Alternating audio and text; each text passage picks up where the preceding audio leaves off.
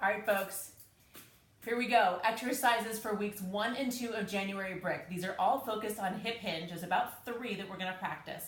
Right now, I'm in my hands and knees quadruped position. I've got a piece of band, a piece of tubing around my pelvis, right at the top of my thighs, and it's attached over there. In your classes, you're gonna have a partner holding it over there. That person over there could be on the ground seated, like in a seated row position, just isometric hold. Nice, tall, upright posture, focusing on that. They're holding it nice and tight. I'm on my hands and knees, and I'm just gonna shift my hips back and then squeeze my cheeks to shift forward. Of course, I'm trying to keep my spine nice and neutral. I don't wanna be rounding and extending my spine right now. I wanna keep my spine stable and move my pelvis forward and back like that. That's kind of the beginning of a hip hinge. This is resistance to the movement, but it also kind of gives us feedback as far as the direction we're supposed to be going with those hips. So kind of working on that. Pelvic stability, hip extension in the load-bearing position. So on the hands and knees, partners hold. You work at it for a minute, each partner, shifting back and forth. Second thing, climb out of my band here. Second thing we're gonna do is crawling. You're gonna tuck your toes under. You're gonna find your neutral. Arch, round, arch, flatten. So I'm on my neutral spine. I'm gonna keep my neutral spine here and try to keep it from arching and rounding as I move, and I also want to keep it from tilting side to side as I move. So nice and stable. Tuck my toes under, kneecaps float 2 inches off the ground, so shins are parallel to the floor, and then we're going to move forward. Right hand, left knee. Left hand, right foot. Forward and back. Maybe 3 steps forward, 3 steps back. I'm limiting my motion to what you can see right now, but you can mix up and figure out the best way to work it into your class. So crawling, so we call that knees up crawling, and the focus is try to keep your back nice and flat. If you come by and put something on someone's lower back, it should not fall off as they're going through that. So a minute, crawling, knees up, forward and back. So knees up crawling, you can go forward, back, mixing sideways if you want. You play with it, have a good time with it. 1 minute.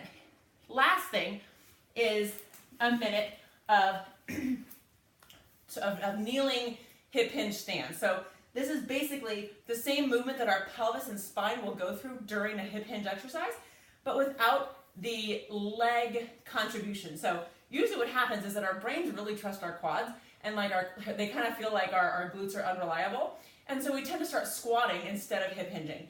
Again, there's a huge difference. In the hinge, the hips go back. In the squat, the hips go down. So they're not the same thing. And by putting us on our knees, we take out that whole foot, knee, lower leg sort of contribution and make it really just about the hips. So the shoes are flat here. So I got my laces of my shoes on the ground as opposed to tucked under. There are reasons that you might want to do both, but for right now, I want you to have less push with your quads. So I want you to go feet flat on the ground.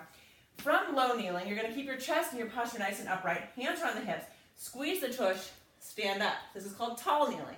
Then the hips go back, and you squeeze and you lift up. As the hips go back, the chest will come forward some, but you can see that my spine is staying pretty straight. There's no rounding or dumping. I'm not trying to lean back and keep my spine vertical. If I did try to lean back this way, as you guys have done this before. This is all quads. We're not worried about the quads right now. We want to do hip hinge.